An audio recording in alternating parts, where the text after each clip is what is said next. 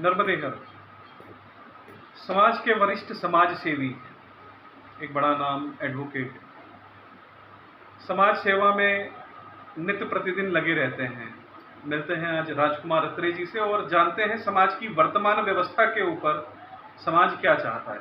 नर्मदेहर नर्मदेहर आज सौभाग्य कि एक समाज सेवा का बड़ा नाम राजकुमार अत्रे कैमरे पर है।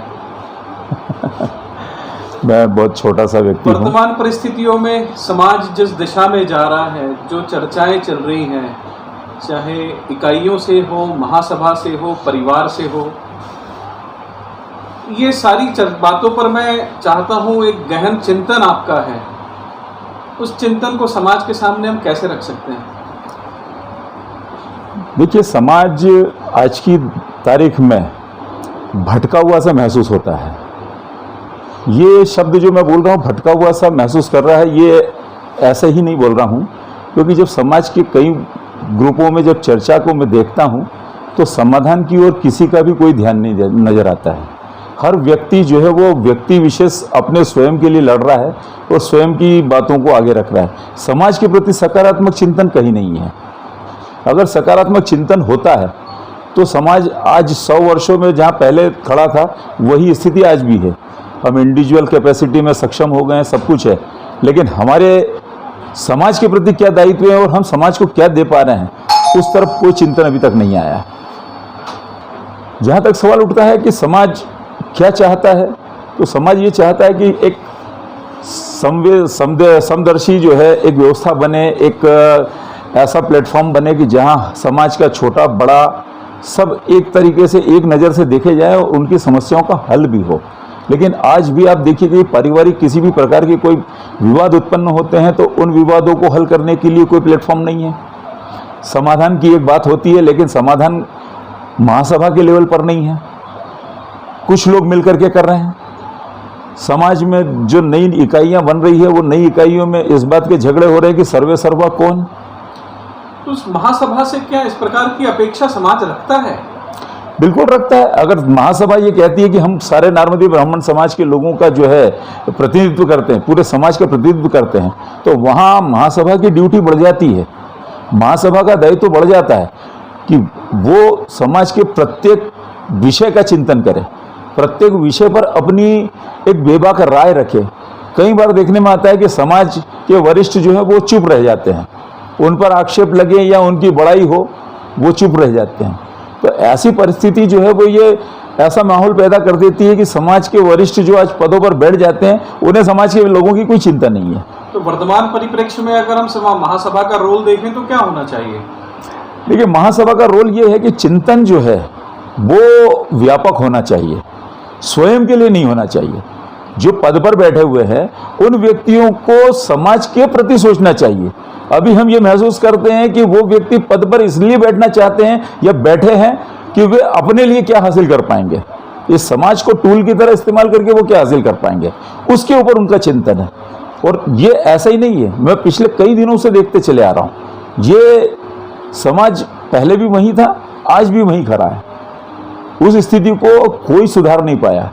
और जब तक महासभा के जो वोटर जो हैं उनमें परिवर्तन पूरी तरीके से अमूलचूल तरीके से परिवर्तन नहीं आएगा, तब तक उन्हीं क्रमवर्ती लोगों के बीच से जो है कोई नया व्यक्ति चुन लिया जाएगा और समाज का भला नहीं होगा। वो मंच माइक और माला से सुशोभित होते रहेंगे। वोटर से मतलब ये कि महासभा में जो लोग वोट करते हैं वो अपने वालों को बैठाते हैं।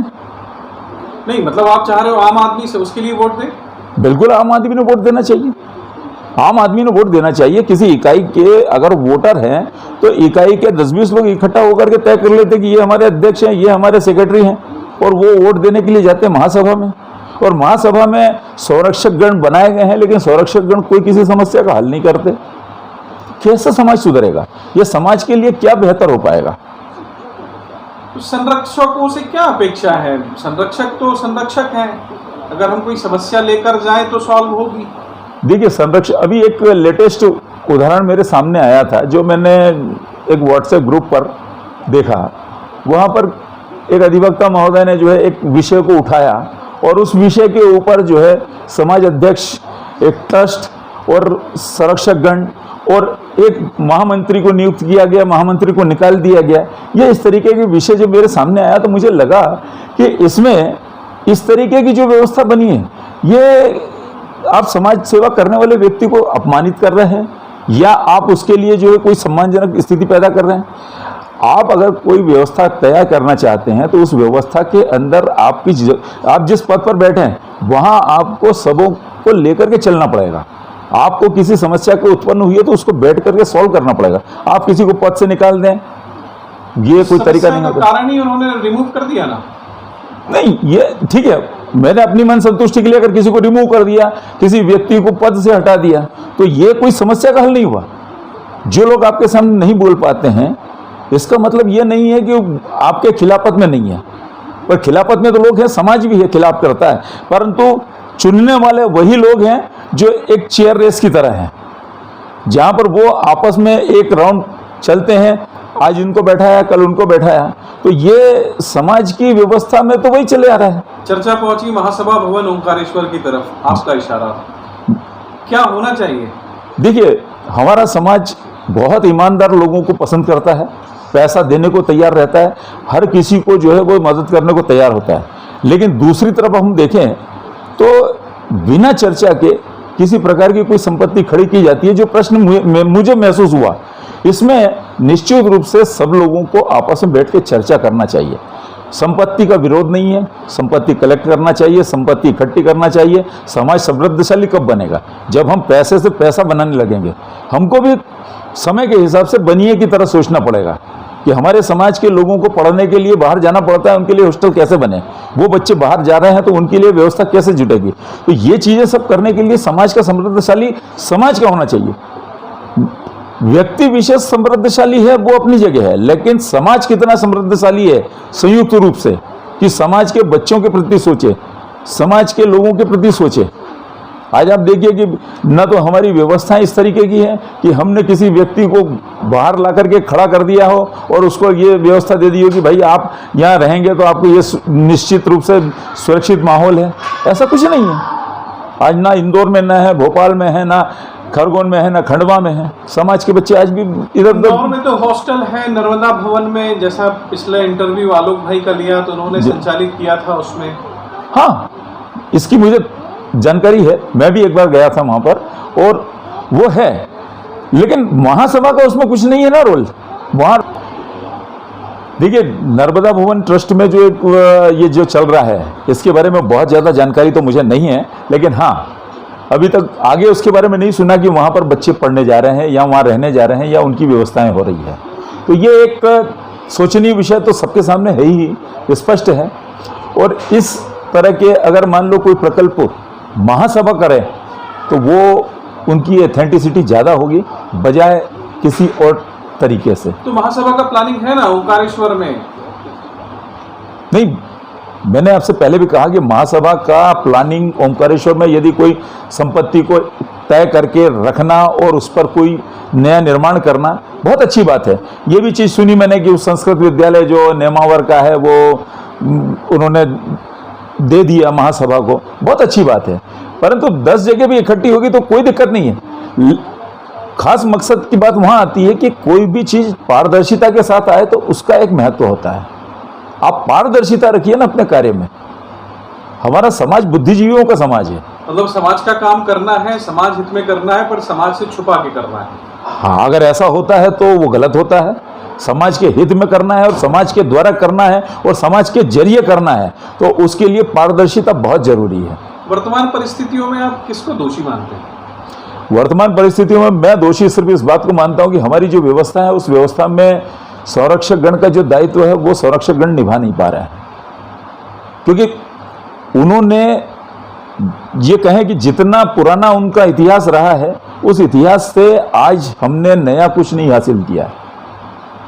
संरक्षक गण की दायित्व यह आता है कि वे हमें उंगली पकड़कर आगे लेकर के जाए, लेकिन हम जो है वो पिछले 2-4 चुनावों से तो मैं देख रहा हूं कि राजनीति का टूल बनने जा रहे हैं, कि समाज को राजनीति का टूल बनाया जा रहा है कि मैं यदि समाज में समाज सेवा के लिए अगर आगे आया हूं तो मुझे राजनीति का टिकट मिल जाए। और ये जो राजनीति का है, तो समाज राजनीति के लिए नहीं चाहेगा कि समाज आपका आप राजनीति में आए, लेकिन जिस तरीके से हमारे पूर्व चुनाव में पीसी शर्मा साहब हैं, उन्होंने अपने इंडिविजुअल कैपेसिटी में जो भी किया, लेकिन आज की तारीख में मैं पिछले 2-4-5 चुनाव देख चुका हूं। इन चुनाव से स्थिति तो मुझे ऐसी लगती है कि वो समाज को टूल की तरह इस्तेमाल करना चाहते हैं, लेकिन हमारे समाज की जनगणना हुई है और उस जनगणना के हिसाब से मुझे लगता है कि एक पार्षद भी अगर वो समाज के बलबूते पर जिता लाएं तो मैं मान जाऊं। फर्क पड़ा है? पुष्यमित्र भार्गव इसका उदाहरण है। पुष्यमित्र भार्गव जो है वो आप दूसरे कैंपस में देखें, उन्होंने वे आरएसएस से जुड़े हुए रहे, वे महापौर, मंडलेश्वर अध्यक्ष। मैं समाज उतना नहीं है जितना वहां पर होना चाहिए। मैं फिर आपसे कह रहा हूं, समाज की जनसंख्या बहुत कम है। तो महासभा में राजनीति जो अभी है, सामाजिकता जरूरी है या राजनीतिक व्यक्ति? देखिए, सामाजिकता के साथ साथ राजनीति होना बहुत जरूरी है, क्योंकि हमें भी राजनीतिक स्तर पर सक्षम होना चाहिए। यह बिल्कुल सही है कि सक्षम होना हमारे लिए बहुत जरूरी है, परंतु समाज के बलबूते पर हम टिकट हासिल कर पाए ऐसी समस्या बनी रहेगी, क्योंकि हमारा समाज इतनी क्षमता में नहीं है। समाज का क्षमतावान होना वोटों के बल पर वो महत्वपूर्ण है। ग्राउंड लेवल की वर्किंग मायने रखती है। बिल्कुल, ग्राउंड लेवल की वर्किंग मायने रखती है। अच्छा, एक मेरा प्रश्न है, आप एडवोकेट हैं और बहुत अच्छा एक आंसर दे सकते हैं। वर्तमान परिदृश्य में जो समाज में चल रहा है, अधिवक्ता द्वारा, आपने बताया अभी, अधिवक्ता द्वारा एक संस्था के ऊपर आरोप प्रत्यारोप या उस संस्था द्वारा गबन के जो चल रहे हैं, उसमें आपका क्या विचार या चिंतन है? देखिए, कोई प्रश्न यदि उठता है, सामाजिक स्तर पर यदि कोई प्रश्न उठता है और वो प्रश्न उठता है एक संस्था की ईमानदारी पर, तो वहाँ पर दायित्व बन जाता है कि जिस पर प्रश्न उठाया गया है वो व्यक्ति आकर के उसका क्लेरिफिकेशन समाज के सामने रखे, क्योंकि समाज आपसे अगर जुड़ा है तो आपके कहे हुए शब्दों पर खड़ा हुआ है, लेकिन उस शब्दों में यदि कहीं भी कोई किसी भी प्रकार की कोई कमी नजर आती है तो समाज इसको बर्दाश्त नहीं कर पाता है। इसीलिए छिछालेदार होती है, लोग एक दूसरे की टांग खींचते हैं, लोगों पे विश्वास नहीं होता है, अविश्वास की भावनाएं बनती है और कुल मिलाकर के स्थिति ये बनती है कि अरे सभी लोग ऐसे ही हैं। तो एक ईमानदार प्रयास फिर दम तोड़ देता है। तो इस परिप्रेक्ष्य में महासभा का क्या रोल होना चाहिए, आप क्या देखते हैं?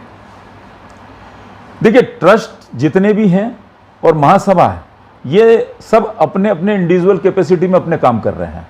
महासभा का दायित्व जहां तक सवाल उठता है वो समग्र चिंतन महासभा का होना चाहिए, लेकिन मुझे आज महासभा का भी समग्र चिंतन नजर नहीं आता है। जैसा कि एक प्रश्न निकला नेगी जी वाला और अशोक नेगी जी को उठा करके उन्होंने बाहर कर दिया, जैसा मैंने सुना। अब सवाल ये उठता है कि यदि किसी व्यक्ति को आपने निकाला तो क्यों निकाला, उसका भी कोई जवाब नहीं दे रहा है।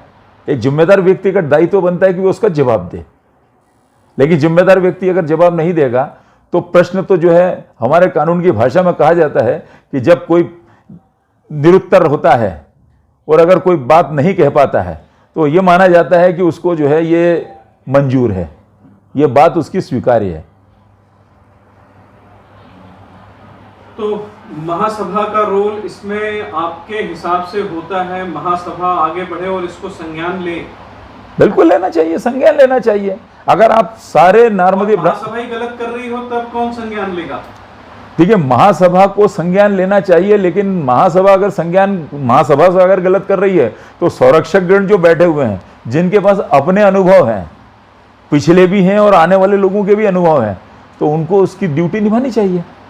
न्यास जो है उससे आप वर्षों से जुड़े हुए हैं, खरगोन में जो है डॉक्टर आदरणीय भालके साहब का जी, एक ट्रस्ट और संस्था के काम करने में पारदर्शिता बहुत मायने रखती है। वर्तमान परिदृश्य में अगर हम देखें तो महासभा एक नया ट्रस्ट का गठन करने के प्लानिंग में है, महासभा भवन बनाने के लिए। लोगों का विश्वास कैसे अर्जित किया जाए? देखिए, ट्रस्ट की जो कार्यप्रणाली होती है वो ट्रस्ट का ऐसा ट्रस्ट का जो ट्रस्टी होता है उसे कानून के दृष्टिकोण में एक चौकीदार की हैसियत दी गई है। मतलब वो विश्वसनीय होता है, वो स्वयं ट्रस्ट का कोई लाभ नहीं ले सकता है, ट्रस्टी रहते हुए कोई लाभ नहीं ले सकता। ये कानून का दृष्टिकोण है। इसलिए ट्रस्ट बनाया जाता है क्योंकि वहां पर पारदर्शिता 99% होती है। 1% कोई हो सकता है जो गलत कर जाए, लेकिन जहां 99% पारदर्शिता होती है वहां ट्रस्ट अपना काम बहुत बेहतर करता है। आपने भी जैसे एक जिक्र छेड़ा कि डॉक्टर भालके साहब ने अपना एक ट्रस्ट बनाया। वास्तव में डॉक्टर भालके ने जो एक ट्रस्ट बनाया, मैं उनका उस समय सेक्रेटरी रहा हूं, डॉक्टर भालके उनके ट्रस्ट के प्रमुख रहे। हमारी एक टीम जो थी, वो टीम अपने जेब से पैसा खर्च करके बाहर जाती थी और लोगों से संपर्क करके और ट्रस्ट के लिए दान लेकर आती थी। हमने ट्रस्टीशिप भी की, पारदर्शिता से की। ट्रस्ट में 51,000 का दान आया, वो भी पारदर्शिता से। एक भी पैसा ऐसा नहीं गया कि हमने चाय पी हो और उसके बिल लगाए हों। अभी आप जितनी संस्थाओं में जुड़े हुए हैं, उनमें से कोई संस्था ऐसी है जो आपकी पारदर्शिता से अलग, आपकी सोच से अलग कुछ ऐसा काम कर रही हो जिसमें आपको थोड़ा ट्रस्ट नहीं हो पा रहा है? नहीं, मैं 2 ही संस्थाओं से जुड़ा हूं। एक डॉक्टर भालके साहब के ट्रस्ट से जुड़ा हूं, जो मैं उसका फाउंडर मेंबर भी हूं, और उसके साथ साथ जो है मैं फाउंडर मेंबर के साथ साथ उसकी जो वर्किंग बॉडी थी, जो बनाई गई थी, उसका मैं महत्वपूर्ण पार्ट रहा हूं। अभी जो नारबदी सेवा न्यास का नाम से जो एक अपना चिकित्सा का जो खुला है, वो भी मैंने फाउंडर मेंबर की हैसियत से ही जुड़ा हूं उसमें। और आज तक के दोनों के कार्यक्रम से और कार्यों से मैं पूर्ण रूप से संतुष्ट हूं। बात निकली है चिकित्सा सेवा न्यास की। जी, कैसे काम करती है और अभी तक कितने लोग लाभान्वित हुए हैं? देखिए, चिकित्सा सेवा न्यास का एक जो समाज के प्रति दायित्व है, वो बहुत ही पारदर्शी है। पारदर्शी इस हिसाब से है कि उसमें ऐसे लोग सामने आए हैं जो वास्तव में समाज सेवा करना चाहते हैं, और ऐसे लोगों को आर्थिक मदद देना चाहते हैं जिनके पास में पैसे की कमी है। चिकित्सा में आज की तारीख में किसी को अगर ज़रूरत है और उसको थोड़ा सा भी मदद मिल जाती है, तो ये ईश्वर की भक्ति के बराबर है। और पिछले कई दिनों से जो है, जब से न्यास बना है, तब से लगातार जो है बच्चों की और बड़े बड़े लोगों की, जो मतलब बड़े बुजुर्ग भी हुए हैं, जो कम वय के भी हैं, इनकी सबकी आर्थिक मदद की गई है। बड़ी गंभीर बीमारियों में भी मदद की गई है। तो ये एक अच्छा प्रकल्प है, और इस प्रकल्प की जो स्थिति बन रही है वो बहुत महत्वपूर्ण है। देखिए, सेवा करने के लिए व्यक्ति को किसी से शिक्षा लेने की ज़रूरत नहीं है। वो उसको उसके माता पिता के संस्कारों से मिलती है, और वो सेवा किसी भी तरह की हो सकती है। सेवा करने का एक जज्बा होता है, और कोई भी सेवा करने वाला व्यक्ति सबसे पहले ईमानदार नेतृत्व को चुनता है, और ईमानदार नेतृत्व में शामिल होकर के वो सेवा का जब प्रकल्प पकड़ता है, तो वो एक गति पकड़ लेता है।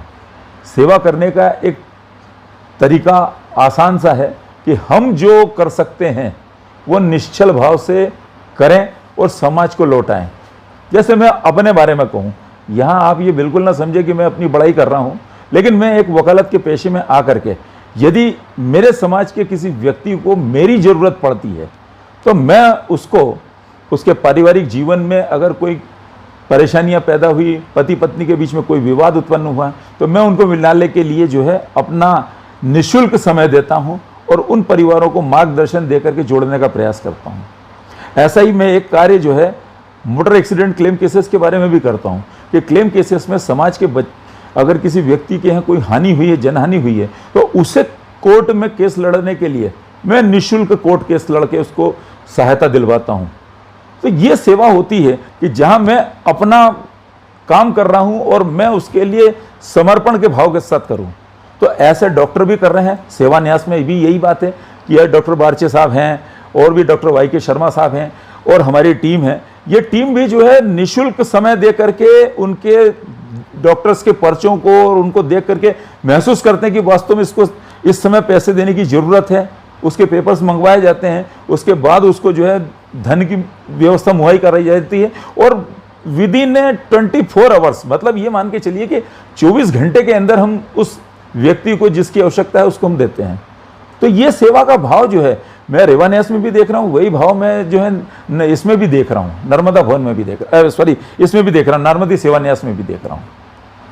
ये एक बहुत बड़ा प्रकल्प है और समाज ने इससे जुड़ना चाहिए, क्योंकि हम नर की सेवा नारायण की सेवा की तरह ही करेंगे इस मामले में।